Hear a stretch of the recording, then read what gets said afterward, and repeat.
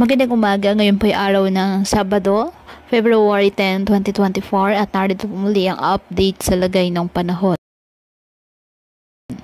Northeast monsoon o hanging amihan nakakaapekto sa extreme northern Luzon at easterlies naman ang nakakaapekto sa nalalabing bahagi ng ating bansa.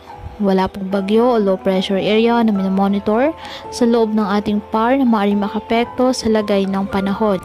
Wala ring gale warning na nakataasan ng baybay ng ating karagatan, kung kaya malaya pa rin makapamalaot ang ating mga kababayang mangingisda at may maliliit na sasakyang pandagat.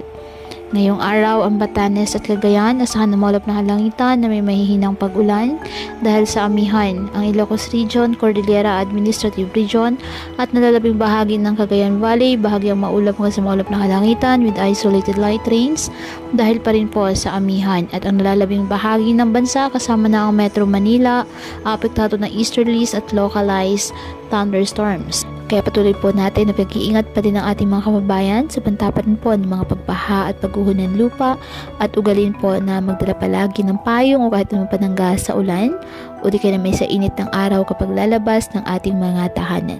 At yan po muna ang update sa lagay ng panahon ngayong araw. Muli patuloy po tayo na mag-ingat at palaging tandaan, God loves you. Stay safe and God bless.